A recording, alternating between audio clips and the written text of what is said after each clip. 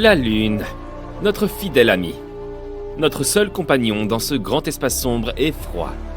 Ce n'est pas surprenant que tous les événements qui lui sont associés, comme les éclipses solaires ou lunaires, nous passionnent. Mais qu'en est-il de la Lune noire, la Lune bleue, la super Lune? En as-tu déjà entendu parler? Eh bien, laisse-moi tout te dire et t'expliquer comment tu peux les observer. Prépare tes calendriers. La distance entre la Terre et la Lune est de 384 472 km. Oui, j'ai mesuré. Ça ne semble pas si loin, n'est-ce pas? Mais crois-moi, la plupart des gens sous-estiment grandement cette distance. Savais-tu que toutes les planètes du système solaire, y compris Jupiter et Saturne, pourraient tenir entre la Lune et nous? Je n'arrivais pas à le croire moi-même. La Lune est liée à la Terre par sa position. C'est pourquoi elle est toujours tournée vers nous avec un seul côté. Il y a plusieurs phases dans un cycle lunaire. La nouvelle Lune est la première phase. Le Soleil éclaire la face cachée de notre satellite, nous ne pouvons donc pas voir la Lune. Elle est presque invisible dans le ciel. La Lune croissante est la partie claire qui grandit progressivement. La pleine Lune est la phase pendant laquelle le Soleil illumine complètement la face visible.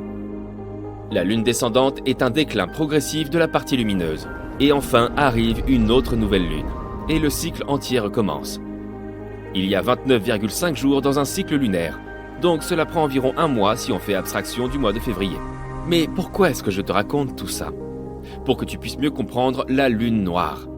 Un événement astronomique rare qui se produit une fois tous les 29 mois, soit 2 ans et demi. Ce terme n'existe pas en astronomie. Il a été inventé par les astrologues. Il n'est pas officiel et a plusieurs significations. La Lune noire peut signifier la deuxième nouvelle Lune dans un mois. Habituellement, il n'y a qu'une seule nouvelle Lune par mois, en avoir deux est donc un phénomène rare. Cela est dû à un léger décalage entre le cycle lunaire et le cycle annuel de la Terre. Un peu comme les années bissextiles. Lune noire peut aussi vouloir dire autre chose.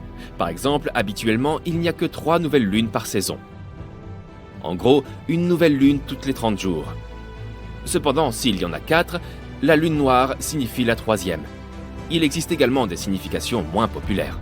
Par exemple, c'est ainsi que les gens appellent le mois de février quand il n'y a pas de nouvelle lune ou de pleine lune. Cela se produit environ une fois tous les 19 ans.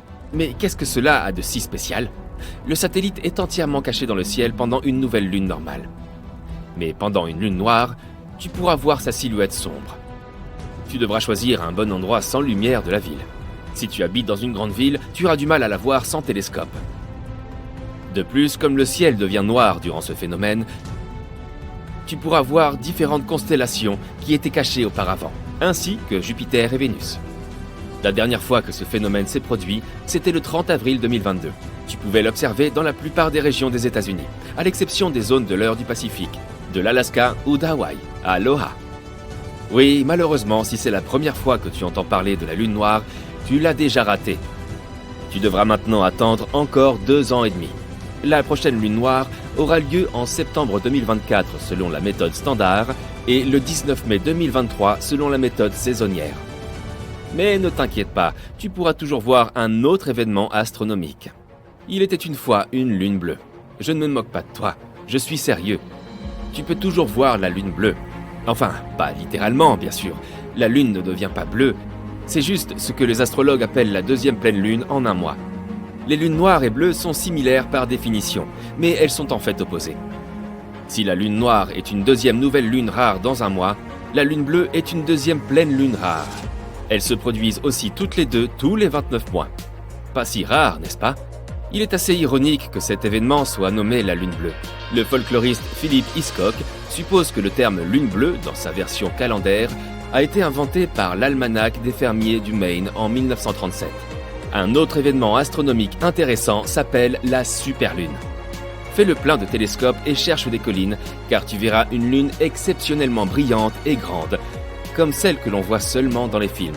Que signifie exactement une superlune? Tu vois, la Lune ne tourne pas autour de la Terre dans une orbite circulaire. Son orbite est elliptique, et l'endroit où elle est le plus proche de la Terre est appelé périgée.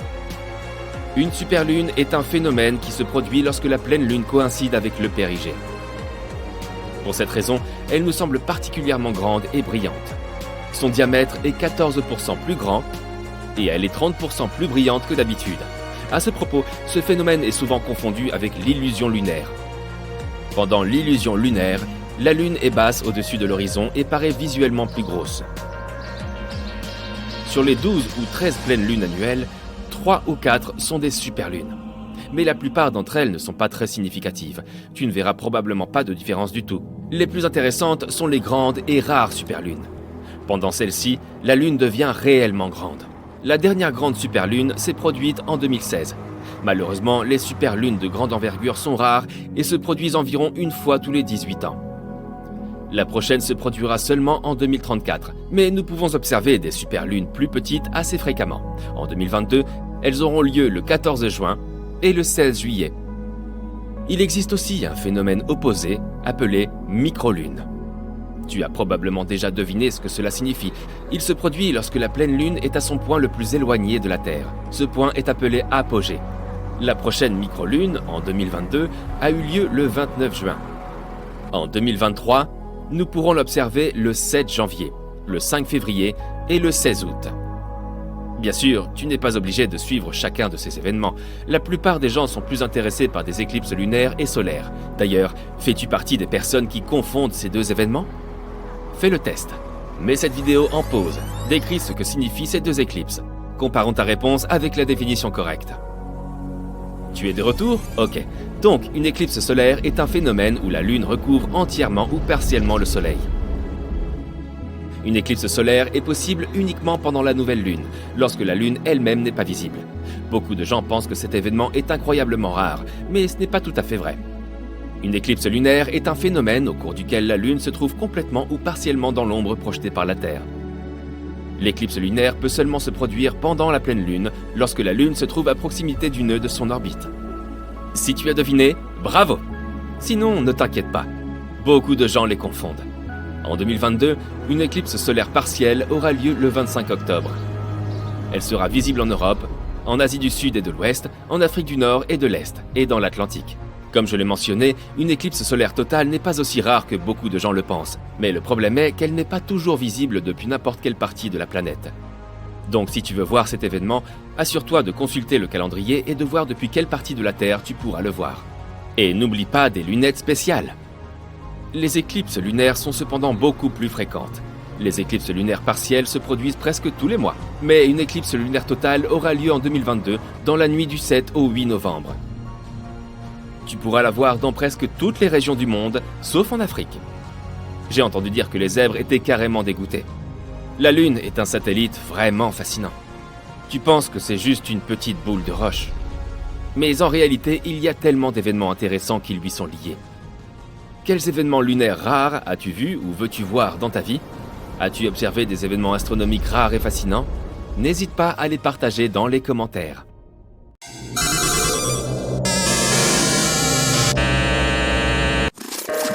Il y a environ un siècle, l'humanité envisageait le XXIe siècle comme une ère foisonnante d'inventions. Cette vision n'était pas si éloignée de la réalité, car nous nous rapprochons aujourd'hui un peu plus de l'établissement d'une véritable colonie lunaire. Avant de pouvoir bâtir un nouvel habitat sur la Lune, il est impératif de trouver un moyen de maintenir une connexion durable, au-delà des simples questions de transport et de logistique. Pouvoir envoyer un message aussi anodin que « Hey, quoi de neuf ?» revêt une importance capitale. Il serait impensable d'envisager l'installation sur la Lune sans un lien permanent avec la Terre. Permettez-moi de vous révéler un scoop. Un réseau 4G lunaire est actuellement en développement. L'entreprise qui pilote ce projet n'est autre que Bell Labs, rachetée par la célèbre société finlandaise Nokia. Pivot de l'industrie papetière du 19e siècle, celle-ci s'est ensuite imposée dans la téléphonie mobile, créant des appareils emblématiques bien avant l'apparition du premier iPhone d'Apple. Une fois le réseau opérationnel, il sera embarqué à bord d'un module d'atterrissage, déployé et activé grâce à des équipements radio spécialisés. Ce projet ne se limite pas à une simple démonstration technologique, car ses enjeux sont considérables. Le rover Lunar Outpost explorera en détail l'arête proche du cratère de Shackleton, tandis que Micronova examinera les cratères lunaires à la recherche de glace. Les données et images collectées seront d'abord transmises au module d'atterrissage via ce réseau 4G LTE, avant d'être relayées vers la Terre, constituant ainsi une avancée inédite. Par ailleurs, l'importance d'une connexion téléphonique fiable ne saurait être sous-estimée. Aujourd'hui, les astronautes communiquent exclusivement par radio, mais la NASA ambitionne de mettre en place un réseau lunaire capable de prendre en charge la transmission de vidéos en haute résolution. Une communication efficace est aussi vitale que l'eau et la nourriture lors des missions spatiales. Et grâce à cette nouvelle technologie 4G, les appels vidéo depuis la Lune pourraient devenir une réalité dans un avenir proche. Par ailleurs, grâce au réseau 4G lunaire, nous serons en mesure de surveiller l'adaptation des espèces menacées envoyées sur la Lune. Ah, mais j'oubliais un détail essentiel. Face à l'extinction croissante de nombreuses espèces, les scientifiques s'emploient à collecter des échantillons d'animaux, de plantes et d'autres organismes afin de les conserver dans des biobanques réparties à travers le globe. Cependant, les conditions terrestres ne sont guère optimales pour assurer la préservation de ces arches de Noé modernes. C'est pourquoi l'idée d'ériger un ou deux coffres-forts biologiques sur la Lune semble si pertinente. Le pôle sud lunaire abrite une région plongée en permanence dans l'ombre.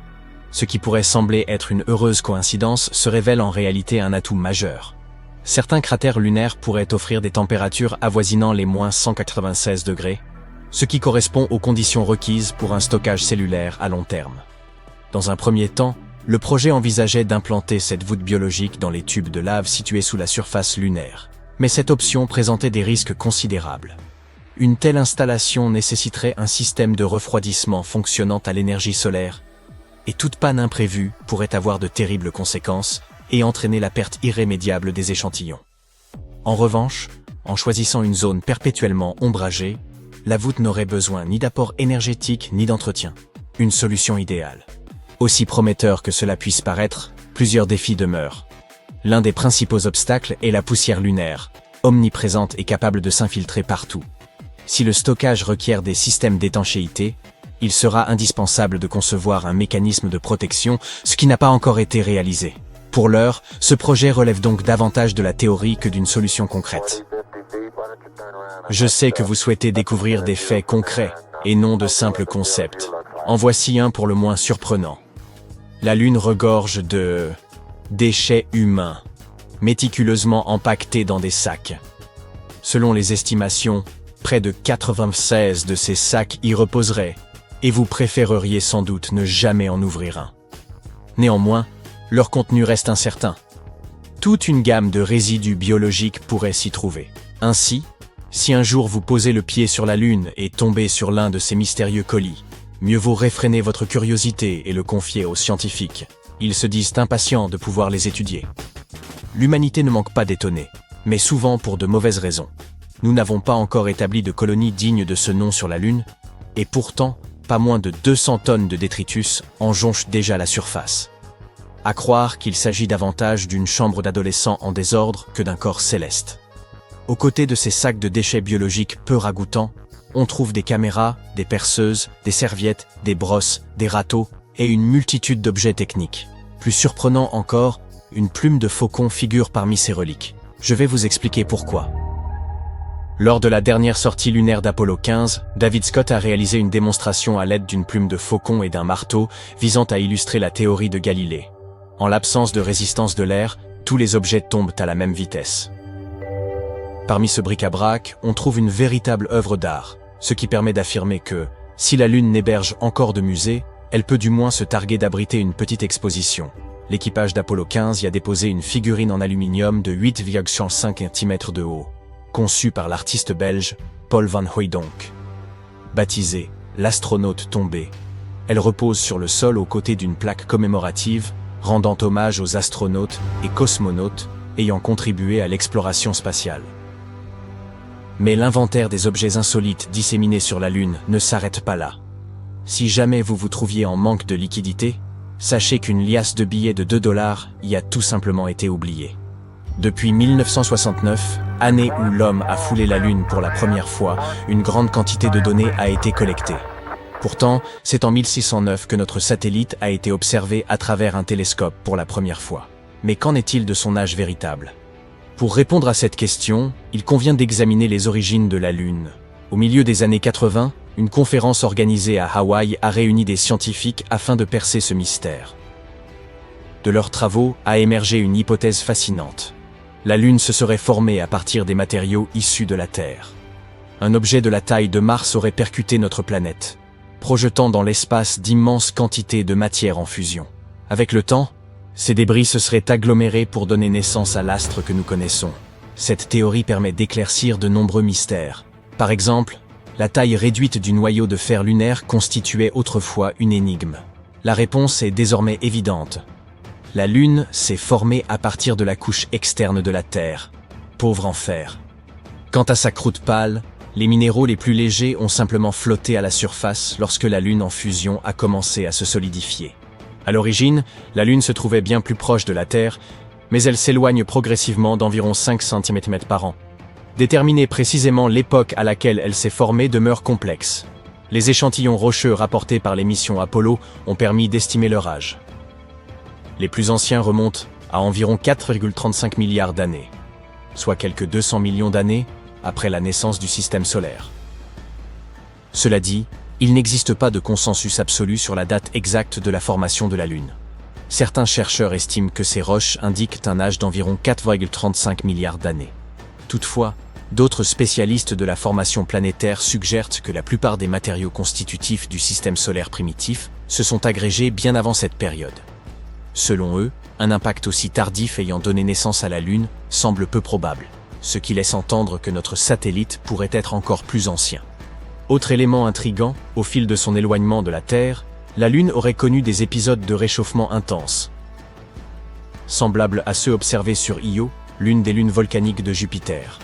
Sous l'effet de l'attraction gravitationnelle d'un astre massif, un corps plus petit peut être étiré et comprimé, générant ainsi de la chaleur. Ce processus aurait contribué à chauffer les roches lunaires. Ces roches contiennent des éléments radioactifs qui jouent le rôle d'horloge interne, permettant d'évaluer leur âge. Mais si la Lune a connu une chaleur excessive, ces horloges ont pu être réinitialisées, ne recommençant à témoigner du passage du temps qu'après avoir refroidi. Autrement dit, ces roches datées de 4,35 milliards d'années ne correspondent peut-être pas à la naissance de la Lune, mais à une phase ultérieure de réchauffement par effet de marée. Une fois encore, tout porte à croire que notre satellite est plus ancien qu'on ne l'imaginait.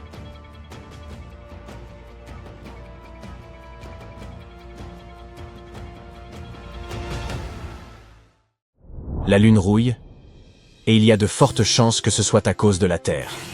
Vous vous dites peut-être qu'avec une distance de plus de 380 000 km, il est peu probable que ces deux objets s'influencent ainsi directement. Mais ils ont bien un lien particulier. La Lune affecte également notre planète, et vous pouvez le constater en observant les marées océaniques. Lorsque la Terre tourne, la force gravitationnelle de la Lune attire l'eau du côté dont elle est le plus proche. Cela crée un renflement. Au même moment, un autre renflement se forme du côté opposé, car notre planète est en rotation, ce qui provoque une force centrifuge. La planète continue de tourner sous ces renflements, ce qui explique pourquoi nous avons 2 marées basses et 2 marées hautes chaque jour. De plus, la Lune oscille de temps en temps, s'incline quelque peu et provoque des changements dans les marées océaniques. En retour, l'atmosphère terrestre fait rouiller notre satellite. La rouille est cette substance rougeâtre que l'on voit sur les vieux portails ou les clous. Et vous connaissez les Vermilion Cliffs et le Grand Canyon? S'ils ont eux aussi cette couleur rouge, c'est grâce à la présence de fer rouillé dans les roches. La rouille se forme lorsque le fer entre en réaction avec l'oxygène et l'eau. La rouille est courante même sur Mars. La couleur caractéristique de cette planète provient de la rouille qui s'y trouve depuis très longtemps.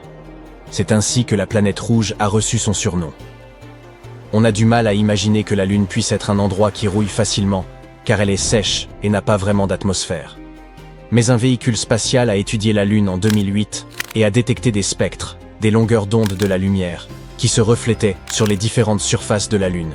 Grâce à eux, il lui a été possible de mieux analyser la surface lunaire. Les données qu'il a rapportées ont montré que les pôles lunaires avaient une composition différente de celle du reste de la Lune. Les roches qui s'y trouvent contiennent beaucoup d'hématite. Il s'agit d'un type particulier d'oxyde de fer, ou simplement de rouille.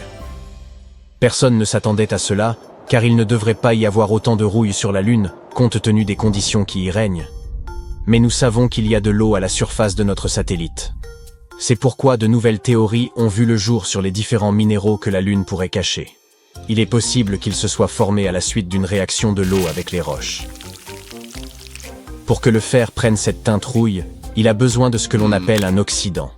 Il s'agit d'une molécule qui enlève des électrons à des matériaux comme le fer, tels que l'oxygène.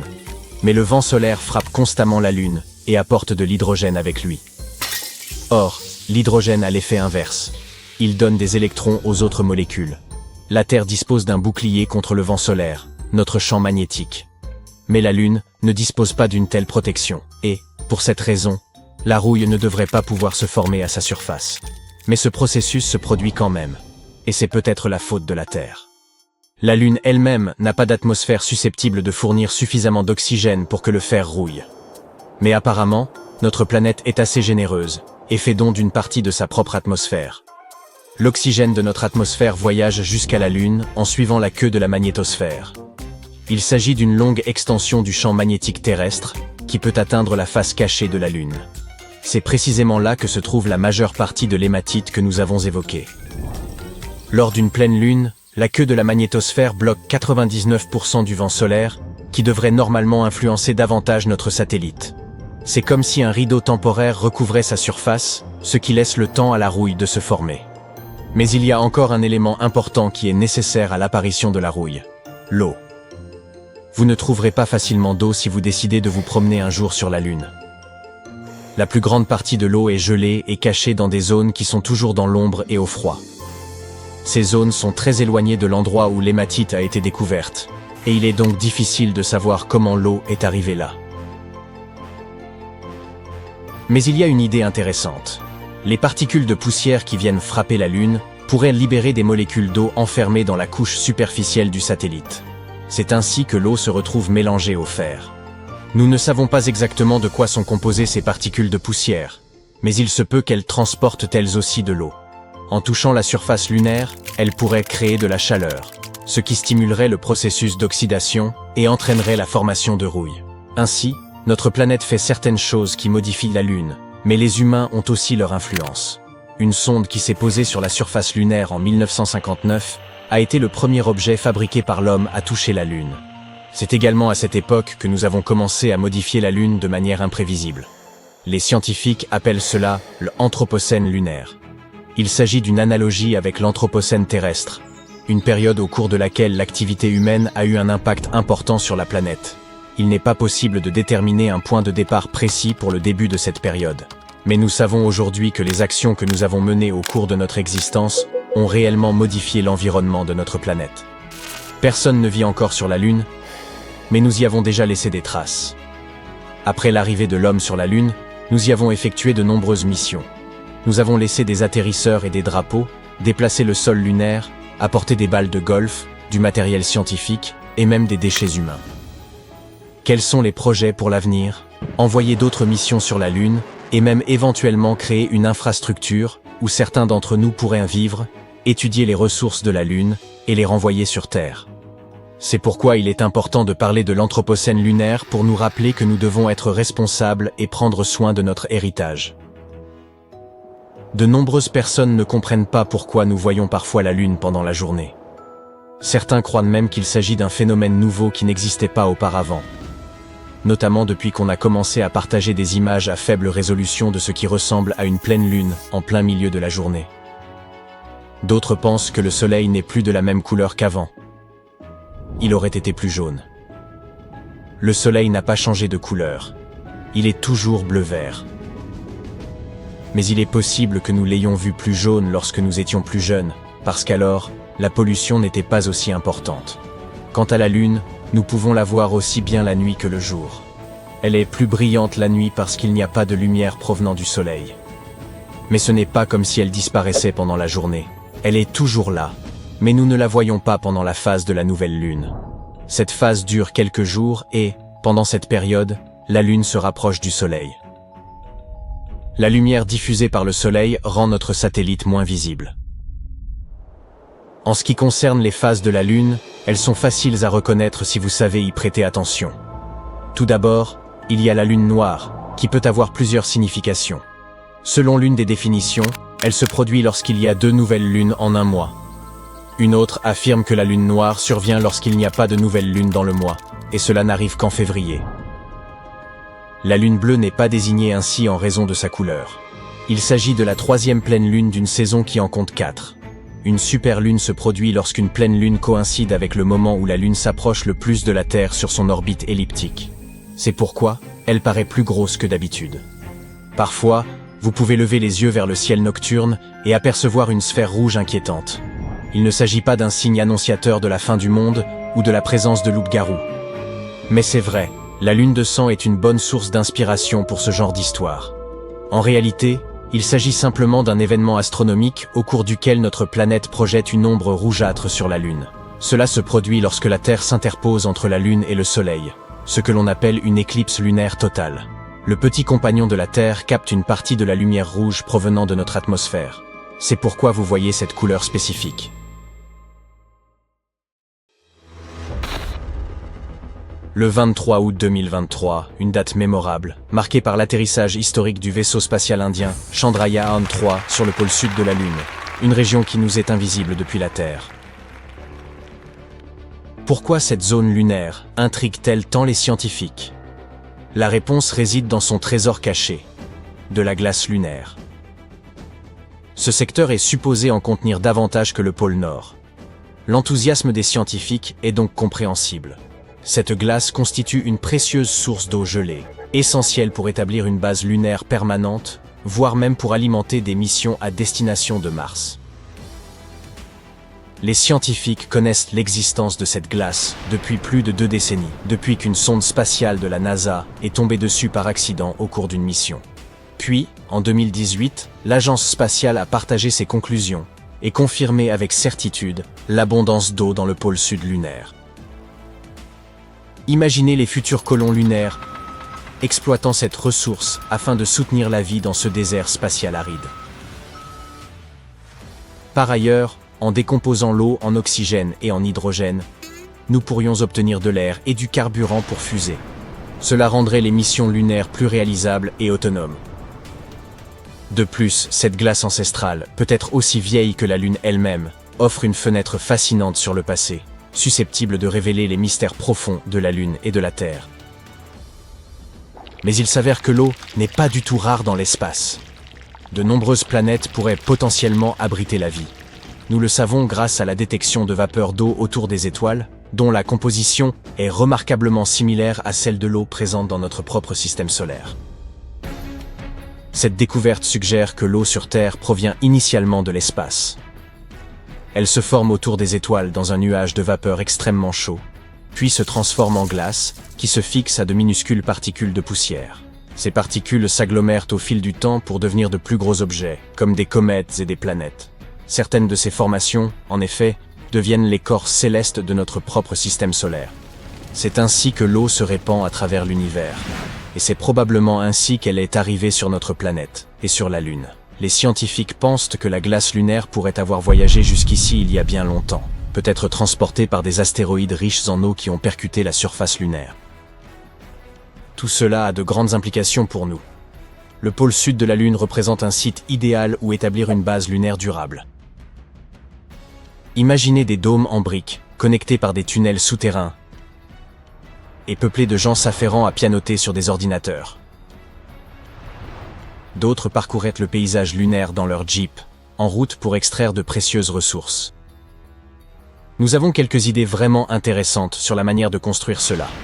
Au lieu de transporter des abris lourds et coûteux depuis la Terre, pourquoi ne pas adopter une approche plus efficace? Au fil de notre longue histoire, à chaque exploration de nouveaux territoires, nous avons toujours su exploiter les ressources locales afin de survivre et de prospérer. C'est ainsi que nous nous sommes étendus à travers notre propre planète. Pourquoi ne pas appliquer la même stratégie à la Lune? Vous vous demandez peut-être quelles ressources la Lune pourrait offrir. Nous savons qu'il s'y trouve de la glace, qui peut être transformée en eau, mais la Lune manque cruellement d'une végétation luxuriante et de nourriture comestible. Cela peut ne pas sembler évident, mais la Lune a effectivement quelque chose à offrir. Des ressources minérales et une abondance de lumière solaire. Contrairement à la Terre, où le Soleil se lève et se couche quotidiennement, les pôles lunaires offrent un spectacle unique. Le Soleil y transite gracieusement le long de l'horizon toute la journée, fournissant ainsi une source d'énergie quasi ininterrompue. Imaginez vivre dans un monde baigné d'une lumière solaire perpétuelle. Les panneaux solaires vont adorer. Et moi, peut-être pas autant. Par ailleurs, nous pouvons utiliser non seulement la lumière du soleil, mais aussi sa chaleur. À vrai dire, nous devrions vraiment tout exploiter. Si nous avons un excédent de métal lors de la production d'oxygène, trouvons également une utilité à ce métal. Nous devons traiter l'environnement de manière responsable, non seulement sur Terre, mais aussi sur la Lune. C'est pourquoi les scientifiques apprennent à transformer la ressource lunaire la plus abondante, le régolithe, en briques solides. Ils se sont montrés très inventifs pour découvrir comment façonner des briques lunaires. Les chercheurs envisagent d'utiliser la chaleur du soleil pour faire fondre la poussière lunaire, couche après couche, en créant essentiellement une imprimante 3D pour la poussière lunaire. Les ingénieurs ont également conçu des briques en utilisant des fours solaires et en bombardant le sol lunaire de micro-ondes. Ils sont devenus très habiles à cela. Peut-être qu'un jour nous établirons une petite usine de briques sur la Lune et construirons des maisons en régolithe. Ce serait comme Minecraft dans la vie réelle. Dès que vous trouvez un nouveau matériau intéressant, vous construisez une petite maison avec. Si cela réussit, ces briques pourraient être utilisées pour construire des bâtiments entiers, en recouvrant potentiellement des modules gonflables ou en donnant une seconde vie à des atterrisseurs abandonnés. Alors, les astronautes devront-ils devenir des maçons qualifiés? Pas nécessairement. Il nous faudra créer un système automatisé de robots travaillant en collaboration. Les humains superviseront bien sûr le chantier. En dépit de toute cette automatisation, les scientifiques estiment que vivre sur la Lune sera, eh bien, disons-le, confortable. Les plans pourraient inclure des quartiers d'habitation superposés ou des zones polyvalentes. Cependant, il y aurait également quelques défis à relever. Sur la Lune, les conditions sont extrêmement rigoureuses. Imaginez des températures brûlantes pouvant atteindre jusqu'à 100 degrés Celsius pendant la journée et chutant à un glacial moins 290 degrés la nuit. Il n'y a pas que le climat qui pose problème. La Lune est constamment exposée aux radiations solaires, aux rayons cosmiques et aux impacts de micrométéorites. Tous ces facteurs usent progressivement tout ce qui se trouve à sa surface. Un autre grand défi est la poussière lunaire. Sur la Lune, il n'y a pas d'air à respirer, et cette poussière peut causer de graves problèmes. Ce n'est pas une poussière ordinaire. Elle est extrêmement collante, et peut même provoquer des éternuements et des larmoiements chez les astronautes, comme une sorte de rhume des foins lunaires. De plus, elle peut endommager les équipements et les combinaisons spatiales. Ce n'est pas une chose à prendre à la légère. Les scientifiques ont découvert que cette poussière était produite lorsque des météores frappaient la Lune, créant ainsi de minuscules particules et des éclats de verre tranchants. Elle est toxique, et ces petites particules peuvent flotter dans la faible gravité lunaire, rendant la respiration difficile. Contrairement à la Terre, la Lune n'a ni vent ni pluie pour nettoyer cette poussière. Les chercheurs s'attellent donc à ce problème pour découvrir comment empêcher cette nuisance de compromettre leur mission. Il y a plus à cet havre lunaire qu'il n'y paraît. Les scientifiques souhaitent également explorer les mystères des ondes électromagnétiques à basse fréquence présentes là-bas. Ces ondes sont des murmures provenant des confins de l'univers. Des signaux insaisissables qui nous sont restés cachés depuis la nuit des temps. Jusqu'à présent, nous n'avons capté qu'une cacophonie de bruits de fond radio. Mais sur la face cachée de la Lune, nous pourrons enfin les enregistrer et les étudier. Étudier ces ondes aidera les chercheurs à dévoiler les secrets des origines de l'univers. Il ne s'agit pas simplement de la Terre ou de la Lune, mais de remonter au tout premier commencement de notre monde. Notre nouveau laboratoire lunaire pourrait nous aider à redéfinir de façon permanente notre compréhension du cosmos. La NASA a de grands projets pour la Lune. La mission Artemis a effectué un retour réussi sur Terre en décembre 2022, après près d'un mois dans l'espace, voyageant bien au-delà de la Lune. Cette mission a éprouvé les capacités des dernières avancées techniques qui nous aideront à explorer la planète Mars. L'objectif d'Artemis est d'établir une présence durable sur la Lune. La NASA ambitionne de créer une passerelle, comme une station spatiale en orbite autour du satellite, pour faciliter les atterrissages. Il est prévu qu'Artemis 2 transporte des astronautes en orbite lunaire en 2024. Et lors d'Artemis 3, qui devrait avoir lieu au milieu de la décennie, 2 astronautes se poseront près du pôle sud de la Lune. Il est tout à fait possible qu'une base lunaire soit construite au cours des années à venir. Alors, restez à l'écoute. Que diriez-vous de jouer au golf, non pas sur Terre, mais sur la Lune? Remontons 50 ans en arrière. Un astronaute a transformé la surface lunaire en un parcours de golf super insolite. du jamais vu. Tous les golfeurs vous diront à quel point il est difficile d'éviter les fosses de sable. Maintenant, imaginez Alan Shepard, un astronaute de la NASA, se débattant sur une surface toute de poudre très fine. Au cours de la mission Apollo 14, il a fait une pause pour montrer ses talents de golfeur de l'espace à tous ceux qui le regardaient depuis la Terre. Après son premier coup, il s'est empressé d'en faire un autre. La balle semblait aller à l'infini. Revenons un instant à notre réalité. Grâce aux recherches de l'United States Golf Association, ou USGA, nous disposons de quelques chiffres. Les chercheurs ont constaté que la première balle lunaire d'Alan a parcouru 22 mètres et la seconde 37 mètres. La comparaison avec les coups de golf sur Terre? Dans des conditions normales de gravité, la balle parcourt en général une centaine de mètres. Une technique parfaite sur Terre, grâce à la technologie et à l'entraînement, ne veut donc pas dire que nous serions forcément des champions sur la Lune. Mais rendons hommage à Alan. Jouer au golf sur la Lune, ce n'est pas aussi simple qu'on pourrait le penser. Il ne disposait même pas d'un vrai club. Il avait dû en fabriquer un en attachant à un collecteur d'échantillons lunaires une tête de club emportée à bord de la mission. Et puis imaginez-vous aussi qu'il portait une combinaison très peu pratique. Un swing dans une tenue rigide comme du carton? Pas facile. Par conséquent, Alan ne put faire son swing qu'avec une seule main. Envie d'essayer? Vous ne pourrez peut-être pas jouer au golf sur la Lune de sitôt, mais vous pouvez essayer de jouer sous l'eau. On dit que les conditions y sont similaires.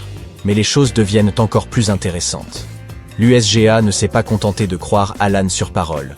Les chercheurs ont décidé de mener l'enquête.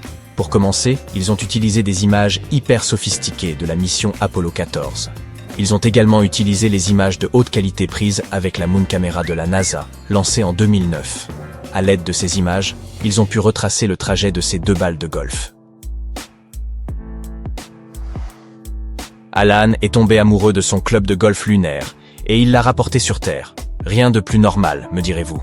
Mais voilà, en ce temps-là, les astronautes abandonnaient certains objets inutiles sur la Lune, afin de faire de la place pour les échantillons. Mais il emporta son club. Ainsi, dans les années 70, ce club de golf de l'espace s'est retrouvé exposé dans le musée de l'USGA, dans le New Jersey. Contrairement aux clubs ordinaires, celui-ci avait une particularité. Fabriqué en aluminium et en téflon, il était conçu pour se plier afin de prendre le moins de place possible dans un module lunaire. Mais comment cette idée de faire du golf sur la Lune a-t-elle vu le jour? Eh bien, en 1970, la légende du golf Bob Hope a rendu visite à la NASA. Inspiré par la passion du champion, Shepard a eu une idée, du golf sur la Lune. Pour réaliser son rêve, il a travaillé avec un professionnel de ce sport, ainsi qu'avec des techniciens de la NASA. Ensemble, ils ont fabriqué un club qui répondait aux strictes normes de sécurité de l'agence spatiale. Mais attention, Alan ne voulait pas faire quelque chose de simplement extravagant. Souvenez-vous, voyager sur la Lune nécessitait des protocoles très stricts. Il ne partait pas faire un pique-nique là-haut.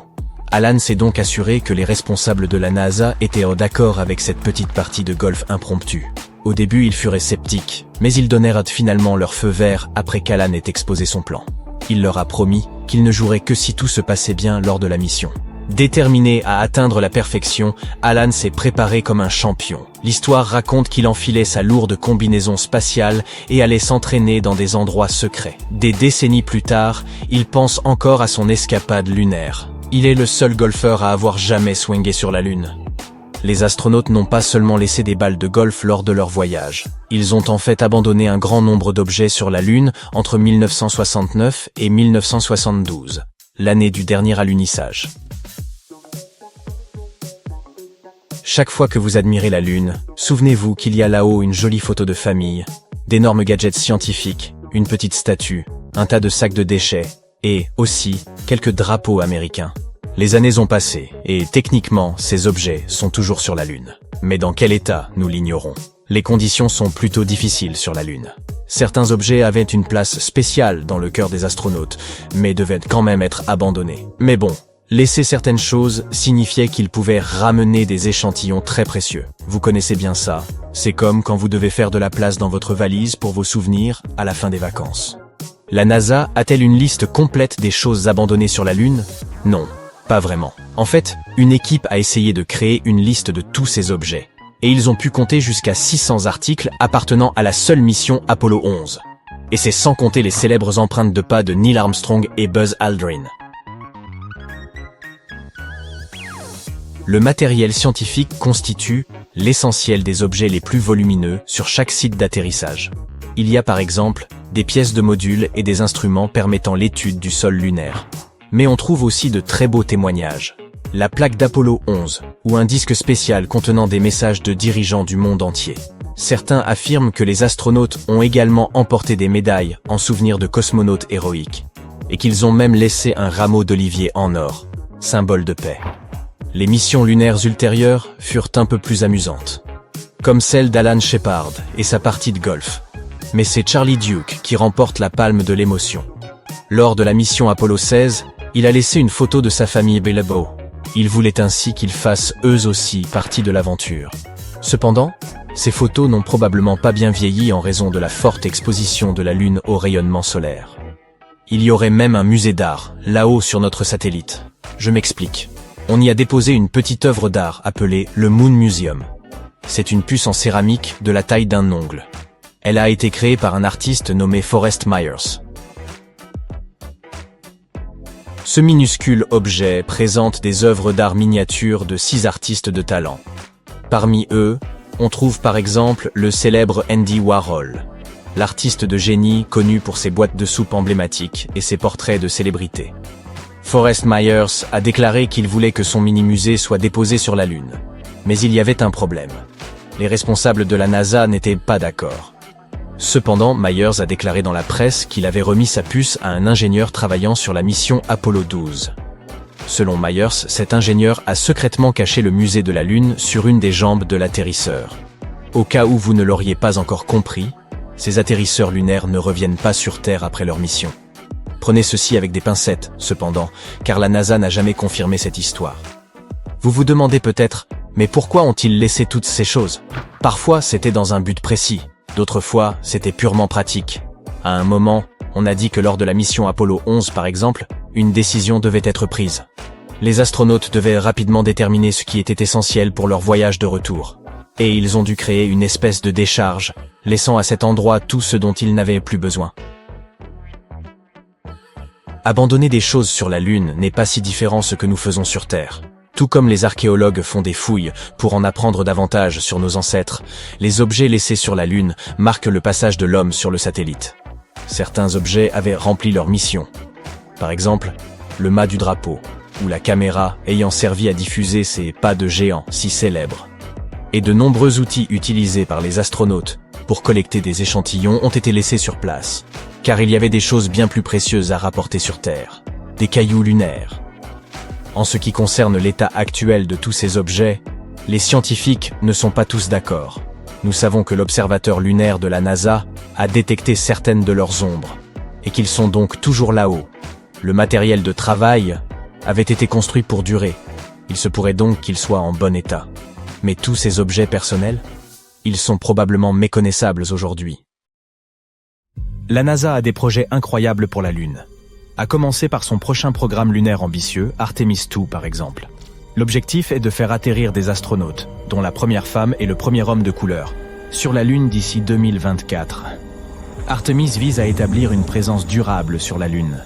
Il prévoit d'établir une passerelle lunaire, une sorte de station spatiale en orbite autour de la Lune, qui servira de point d'ancrage pour les prochains alunissages.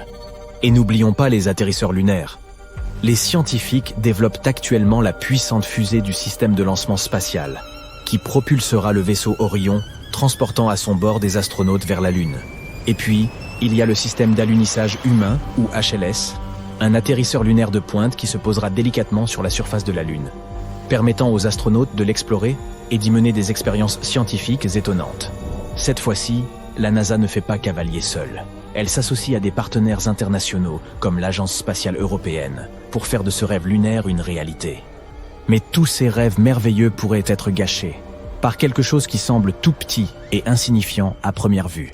Imagine plutôt pas d'atmosphère, pas d'air à respirer, et soudain une brume mystérieuse et des rayons lumineux apparaissent au lever et au coucher du soleil. C'est comme si la Lune nous donnait un spectacle céleste. Mais il y a un revers à cette médaille. Au cours de la mission Apollo 17 en 1912, ce spectacle magnifique n'a cessé de faire éternuer l'un des astronautes de la NASA, Harrison Schmitt, et de lui faire pleurer les yeux. Il a appelé cela le rhume des foins lunaires. Cette fièvre mystérieuse a frappé les 12 astronautes qui ont marché sur la Lune. Des crises d'éternuement au nez bouché, ces astronautes ont ressenti des symptômes semblables à ceux d'un rhume terrestre. Il aura fallu plusieurs jours pour que les réactions s'estompent. Cet événement a conduit à une découverte sur la poussière lunaire et sa face cachée. Lorsque les scientifiques ont découvert l'existence de pareils rayons, ils ont retroussé leurs manches et se sont penchés sur leur origine. Et voici ce qu'ils ont découvert. Ces bandes lumineuses rayonnantes étaient en fait causées par la lumière du soleil qui se faufilait à travers des couches de poussière lunaire minuscules. Cette poussière, composée d'infimes particules et d'éclats de verre tranchants, était omniprésente. Et il s'est avéré que cette poussière lunaire était des plus sournoises. Elle a entraîné toute une série de problèmes. Les astronautes qui se sont retrouvés avec une vision trouble n'étaient encore qu'un début. Ce fauteur de troubles est allé encore plus loin, en endommageant de précieux équipements et en provoquant des dysfonctionnements électroniques. Il est même allé jusqu'à corroder des composants, dégageant une odeur de poudre à canon à l'intérieur du module spatial. La poussière s'accroche à tout, recouvrant les surfaces telle une couverture malicieuse. Elle peut obstruer les équipements, pénétrer dans des machines délicates et même abîmer les combinaisons spatiales des astronautes. En 1972, les choses se sont à nouveau gâtées. Les astronautes d'Apollo 17 ont vécu un véritable cauchemar. Après seulement 22 heures de balade sur la surface lunaire, leurs combinaisons spatiales ont subi des dommages irréparables. Oui, tu as bien entendu. Irréparables. La poussière a réduit la mobilité des astronautes, ce qui les a empêchés de se déplacer et d'effectuer leur petit bond sur la Lune avec grâce. Et quels que soient les efforts déployés pour la nettoyer, elle demeurait accrochée, laissant les combinaisons spatiales dans un piteux état. Comme tu peux le constater, cela pose de sérieux problèmes pour les futures missions lunaires. Mais nos intrépides scientifiques ne baissent pas les bras. Pour résoudre ce problème, ils doivent comprendre comment se forme la poussière lunaire et pourquoi elle est si collante. Ils ont découvert que tout commençait par les impacts des météorites. Lorsque ces roches spatiales s'écrasent sur la Lune, elles génèrent une fine poussière qui emplit l'air. Parfois, ces impacts provoquent même la fonte de certains minéraux, formant des éclats de verre tranchants qui se mêlent à la poussière. C'est une véritable métamorphose lunaire. La poussière est également saturée de silicate, un matériau que l'on trouve couramment sur les planètes volcaniques. L'inhalation de silicate peut provoquer de graves problèmes pulmonaires chez les mineurs terriens. Alors tu peux aisément imaginer les problèmes qu'elle peut causer sur la Lune. Une étude récente a révélé qu'une seule poignée de répliques de poussière lunaire était suffisamment nocive pour détruire jusqu'à 90% des poumons et des cellules cérébrales qui y étaient exposées. Mais il y a pire. La faible gravité sur la Lune permet à ces minuscules particules de flotter beaucoup plus longtemps et de pénétrer plus profondément dans les poumons. Imagine que tu respires pendant des mois des particules 50 fois plus fines qu'un cheveu humain. C'est la porte ouverte à tous les maux. Et vois-tu, sur la surface de la Lune, les choses sont un peu différentes d'ici. Il n'y a pas de tempête, de pluie ou de fortes rafales de vent pour souffler cette poussière. Il n'y a pas non plus d'atmosphère pour protéger la surface. Ainsi, en l'absence des forces naturelles d'érosion par le vent et l'eau que l'on observe sur Terre, ces particules sèches restent en place de manière persistante. Et, pour rendre les choses encore plus compliquées, la Lune est constamment soumise aux radiations du Soleil. Cette exposition confère à la poussière une charge électrique. Les vents solaires créent des particules chargées positivement et négativement. Ces particules bourdonnent, se repoussent les unes les autres et donnent naissance à ces bandes lumineuses rayonnantes dont les astronautes d'Apollo 8 ont été témoins. C'est comme une soirée disco sur la Lune. L'Agence spatiale européenne a réuni une équipe d'experts pour étudier la poussière lunaire. Ils travaillent avec de la poussière lunaire simulée, extraite d'une région volcanique en Allemagne, afin de comprendre son comportement et ses effets. Les ingénieurs doivent également trouver un moyen de protéger les futurs astronautes et leur équipement. Ceux de la NASA veulent créer des combinaisons spatiales capables de survivre non pas à 1 ni à 10, mais à une centaine de sorties extravéhiculaires sur la surface lunaire. Cela reviendrait à passer 800 heures à explorer notre satellite. En outre, la NASA a lancé le Breakthrough, Innovative and Game Changing Idea Challenge en 2021. Il était ouvert aux étudiants universitaires les plus brillants du monde entier. 16 jeunes esprits se sont mis à plancher et ont généré une vague de solutions innovantes. Ils ont par exemple proposé d'utiliser des fibres spéciales conductrices d'électricité, inspirées des poils duveteux des chinchillas. Tout comme les chinchillas parviennent à rester à l'abri de la poussière, ces fibres permettraient de tenir la poussière lunaire à distance. Un compagnon à fourrure qui donne un coup de main aux astronautes, n'est-ce pas adorable? Une autre idée brillante concerne une brosse chargée électriquement et activée par les rayons UV. Un peu comme une baguette magique qui éliminerait la poussière d'un simple revers. Abracadabra, la poussière lunaire disparaît. N'oublions pas non plus les tissus inspirés d'insectes adaptés. Ces insectes possèdent aussi une structure qui recueille en maïs le pollen et repousse les poussières indésirables. Nos ingénieux étudiants se sont donc dit, pourquoi ne pas imiter cela? Ils ont conçu un tissu aux propriétés similaires, créant ainsi un bouclier contre les particules lunaires sournoises.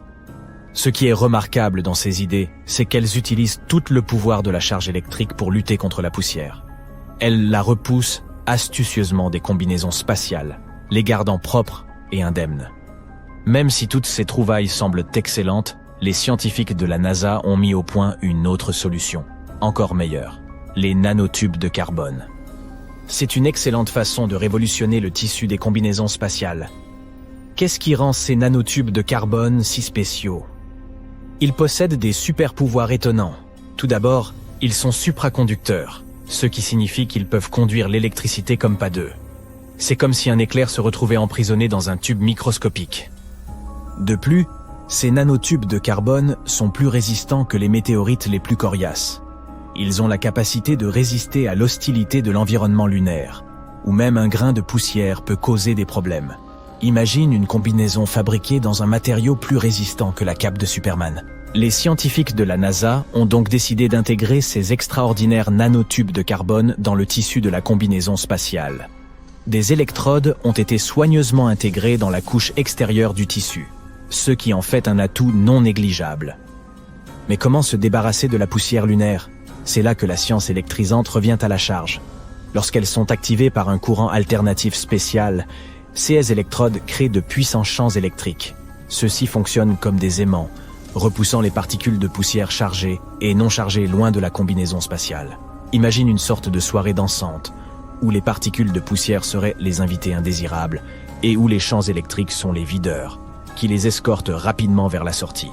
Grâce à cette technologie, la poussière lunaire n'aurait aucune chance contre nos astronautes. Le bon côté des choses, c'est que le sol lunaire peut être utilisé pour fabriquer des briques pour les abris. Il peut également permettre d'en extraire l'oxygène nécessaire aux astronautes pour survivre sur la Lune pendant de longues périodes. Lorsque la vie te procure des citrons, fais de la limonade, pas vrai?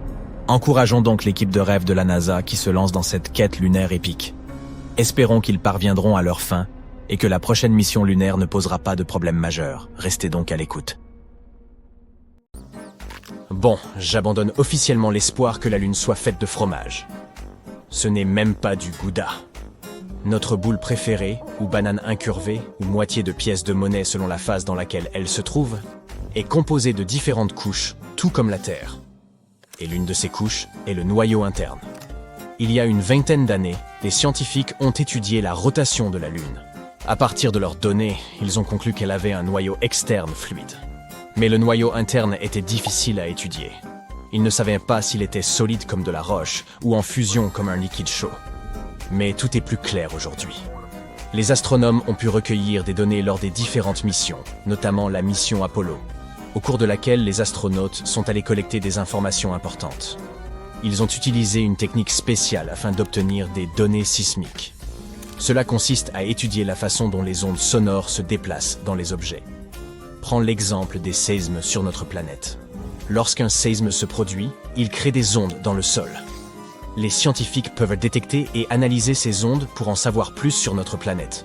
La même idée peut s'appliquer à d'autres objets de notre système solaire, les planètes ou, dans ce cas, la Lune. Lorsque des tremblements de terre ou de lune se produisent, ils génèrent des ondes sonores. En écoutant et en étudiant attentivement ces ondes, les scientifiques peuvent créer une carte détaillée de ce qui se trouve à l'intérieur de l'objet. Ils peuvent déterminer les différentes couches, leur composition et leur disposition. Pour examiner l'intérieur de la Lune, nous avons aussi utilisé ce qu'on appelle la télémétrie laser. Cette méthode permet de mesurer la distance entre la surface de la Terre et celle de la Lune. Et il s'est avéré que le noyau interne de notre satellite est une boule de fer dense et solide, tout comme celui de la Terre. Elle mesure environ 500 km de large, soit près de 15% de la taille de la Lune. Nous sommes également tombés sur des preuves qui confirment la théorie selon laquelle la couche située entre la surface et le noyau, appelée le manteau, s'est déplacée au fur et à mesure de l'évolution du satellite. Ce mouvement est ce qu'on appelle le renversement du manteau lunaire, et il explique pourquoi nous trouvons des éléments riches en fer à la surface de la Lune. La matière du manteau est transportée vers le haut, et cette roche volcanique reste ensuite dans la croûte lunaire. Certains des matériaux de cette roche étant très denses, ils coulent tout simplement au travers des matériaux plus légers jusqu'à la bordure, séparant le noyau du manteau. C'est comme un cycle. La matière du manteau remonte quand les volcans sont actifs, transportant des éléments riches en fer vers la surface, puis redescend. Il y a un autre mystère que les scientifiques ont essayé de résoudre. Qu'est-ce qui a fait que le champ magnétique de la Lune s'est affaibli et a failli disparaître? Maintenant que nous avons découvert le noyau de fer et le renversement du manteau, nous allons pouvoir obtenir quelques réponses sur le champ magnétique de la Lune. Savoir à quoi ressemble le noyau interne peut nous aider à mieux comprendre l'histoire de la Lune, ainsi que celle de l'ensemble de notre système solaire. Selon l'une des théories largement acceptées sur l'origine de la Lune, il y aurait eu une collision massive entre la Terre à ses débuts et un objet mystérieux de notre système solaire. C'est ce qu'on appelle la théorie du grand impact. Cette collision aurait été si puissante qu'elle aurait arraché un gros morceau de la Terre, alors encore en fusion. Si tu mets une pièce de 5 centimes américains à côté d'un petit pois vert, tu auras une bonne idée de la taille de notre planète par rapport à celle de la Lune. Ce morceau a ensuite été lancé en orbite autour de notre planète. Et cela se serait produit environ 95 millions d'années après la formation de notre système solaire. L'objet qui a frappé la Terre aurait eu une masse d'environ 10% de celle de notre planète et une taille à peu près équivalente à celle de Mars. Et oui, la Terre et la Lune ont des compositions similaires, après tout. Bien sûr, il existe d'autres théories sur la formation de la Lune. Selon l'une d'elles, ce serait la force gravitationnelle de notre planète qui l'aurait capturée. Cela signifie que la Lune ne faisait que passer par là lorsque, soudainement, elle a été attirée dans l'orbite de la Terre. Il existe même une hypothèse selon laquelle la Terre aurait volé la Lune à Vénus. Si c'est vrai, la Lune n'a pas à se plaindre. La vue est bien meilleure d'ici. Alors oui, la Lune et la Terre sont similaires en ce qui concerne les roches et certains minéraux. Mais la Lune n'a pas la même atmosphère que notre planète. Son atmosphère est fine et se compose de gaz bizarres, du potassium et du sodium par exemple. Ce qui est tout à fait différent des atmosphères de Mars, de Vénus ou de la Terre. Et il n'y a pas d'eau dans les roches lunaires. Mais cela ne veut pas dire qu'il n'y a pas d'eau du tout. Au XVIIe siècle, des astronomes ont vu de grandes taches sombres à la surface de la Lune. L'un de ces astronomes, Michael van Langeren, pensait que ces taches ressemblaient à des océans. Il les a donc appelées Maria, ce qui signifie « mer » en latin. D'autres astronomes ont également dressé des cartes de la Lune et ont aussi utilisé le terme de Maria pour décrire ces taches sombres.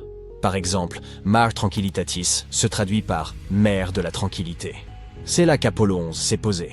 Mais il s'avère que ces taches sombres ne sont pas du tout des océans. Ce sont des plaines de lave durcies remontées à la surface il y a longtemps. Des éruptions volcaniques auraient laissé derrière elles ces zones lisses et plates qu'on appelle plaines de basalte.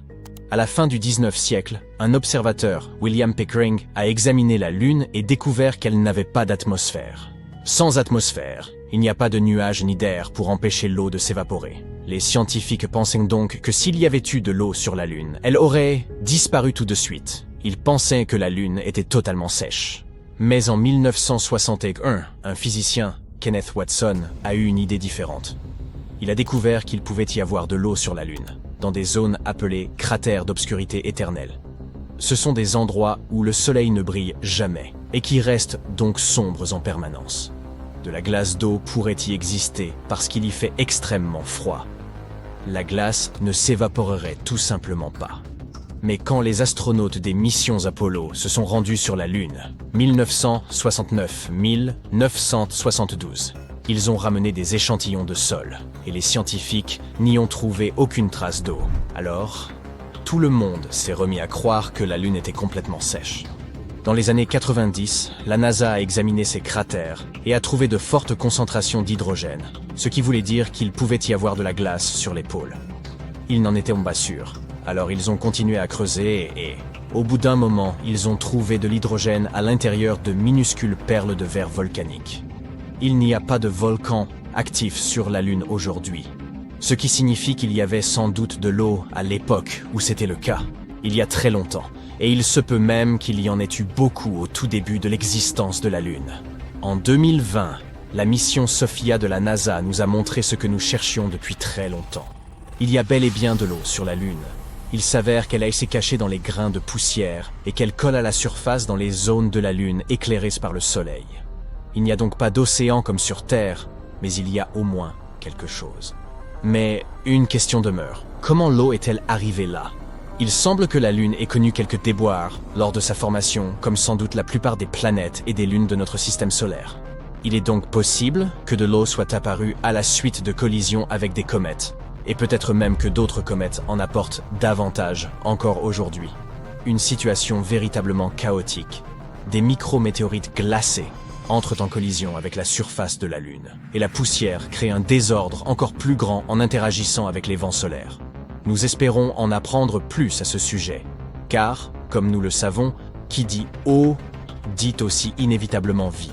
C'est pourquoi nous voulons en savoir davantage, notamment sur toute cette glace cachée dans les cratères de la Lune. Elle pourra peut-être nous apprendre quelque chose sur la façon dont la vie s'est développée ici. Les comètes nous ont peut-être apporté tous les éléments nécessaires, et certains de ces mêmes éléments sont peut-être aussi coincés dans la glace de la Lune.